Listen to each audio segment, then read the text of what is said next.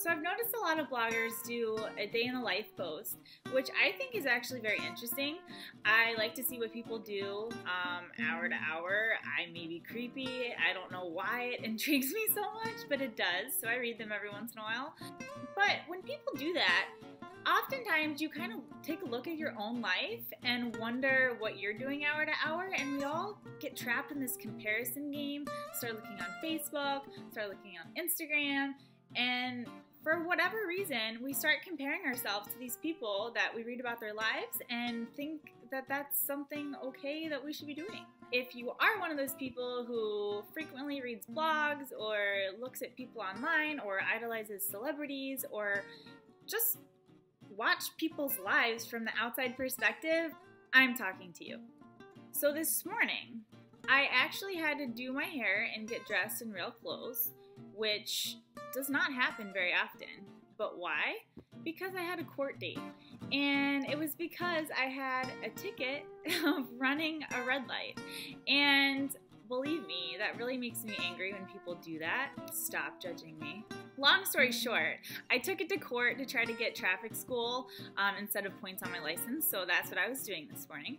And if you've never been to court, you're not allowed to take your phone in. You have to leave it in the car, and if you try to sneak it in, they're gonna catch you. So for entertainment, while I was waiting for my court time, I brought along a book called The Gifts of Imperfection, and if you've ever read a Friday Favorites of mine, I've highlighted it before. I'm actually reading this for a book club I'm a part of with some of my friends. My life is really cool, you guys. This book, I think it's hilarious because I can really relate to the author, Brené Brown, probably said it wrong, but how she writes is really interesting and reels me in because she's real. She doesn't sugarcoat anything. She blatantly exposes her imperfections, and the whole point of it, I'm gonna be honest with you, I'm not even done reading it, but basically, it's just embracing the imperfections that you have and being that person, and stop trying to compare yourself to everyone else out there and what you should be doing and where you should be in your life. And I thought it was a really good message. Reeling it all in together, I was sitting here reading this in court, and by the way, the bookmark is my ticket that shows how awesome I am, $130.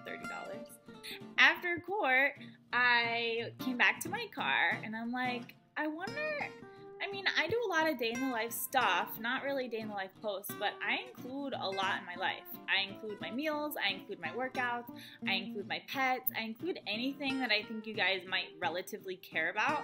But naturally, I'm not going to post all the negative stuff that happens in my life because really, who wants to read that? We're not perfect. Nobody is perfect. Celebrities aren't perfect. Other people that we follow or know or maybe not know, just stumble upon them and start following their lives, they sometimes come across as being perfect, and we just have to remember that that's not reality. It's not true.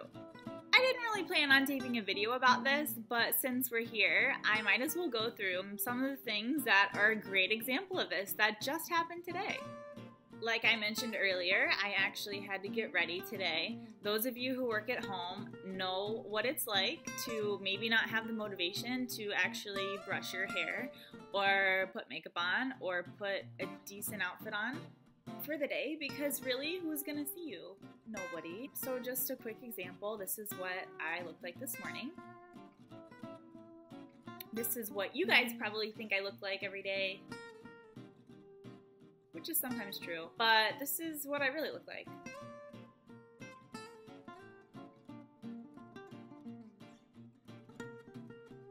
As I was getting out of my court clothes and into regular clothes for me, I started thinking about how different people's lives are and how it might be nice sometimes to wear real clothes and work a 9-to-5 job and, I don't know, have places to be during the day. And with all of this thinking, got me thinking that maybe some of you guys feel the same way about your jobs, how you work 9 to 5 and work 40 hours or work 60 hours and sometimes would like to change your life for a day and see how it is. But more times than not, the grass is not always greener. And I have learned that from working a lot of different jobs, actually. I'm very happy to say what I do now is where I've been the happiest of what I can do. In the grand scheme of things, it's not the highest paying job I've ever had. So there's that. For lunch today, I really wanted to just heat something up for my freezer, which I could have easily done, but then in the back of my mind, I'm like, nope, I gotta come up with something a little more creative for my readers and inspire them. So instead, I made this gluten-free pasta. It's a protein and vegetables in it. And it was great, but it took like an hour. It took an hour out of my day to just to cook pasta and chop everything up and clean it up. I'm not complaining. I have the time to do that, and that's why I do it. And a lot of people will say to me when they read my blog that they love the dishes that I prepare. If you call them dishes, they're literally just things thrown on a plate usually.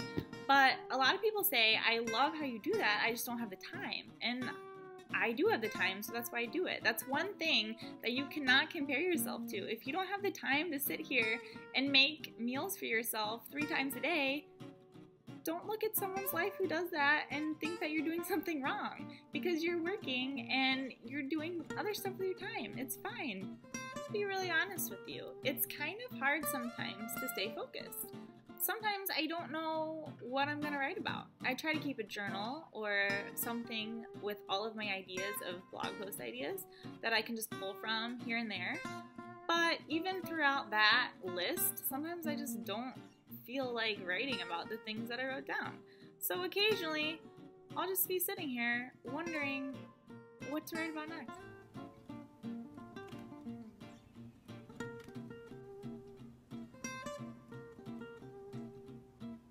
What is worth your time coming to click over here for?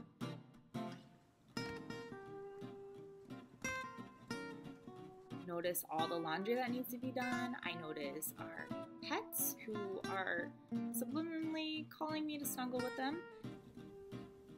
When I can't think of anything, I start wandering around the house. And I notice everything else that I could be doing that is not making me productive.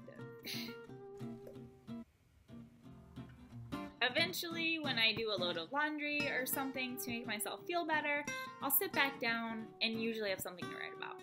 But guess what? I don't have a boss or anyone telling me what to do on a daily basis with tasks, so everything is self-managed. And if you don't have that type of personality to have a little entrepreneur kickstart to your day, then you may not get a lot done. Just keeping it real. Okay, so a to-do on my list today after I'm done working is to go for a training run, and I'll probably take Rhodey. And to a lot of you, they look like amazing times and time to myself and I don't know, the best time ever running with my dog. And a lot of the times I really do enjoy it, so I'm not saying that. However, lately, believe me, running with Rhodey is a chore, and I choose to bring him because otherwise he's just sitting in the house all day, staring at me. So, to entertain him, I take him for runs and walks as much as I can. It's always interesting when somebody asks me what I do, because I go into this panic mode of, okay, what do I do? Am I a blogger? Am I training for this? Am I studying for this? I don't know what I'm doing. I'm transitioning. I used to be a dancer. But then it's like this huge gray area. But what I've finally come to realize is that gray areas are fine. Everybody goes through them. Life isn't perfect, and we do have imperfections. The whole point of me filming this video was to simply remind you of that. Stop scrolling through Facebook, comparing yourself to everybody in your newsfeed. Nobody there posts the bad stuff. It's just a glimpse at people's lives. And I've heard people say that every now and then, but I just want to pass on the message because not everybody thinks that way. So just remember, when you're reading blogs, when you're looking at anything on social media, or even catching up on celebrity gossip, it's not all real. And if it's real, it's like 10%. So I hope that's what you take from this video, and that the last couple of minutes weren't a waste of your time. Thank you guys for tuning in, and I look forward to seeing you again soon. Bye!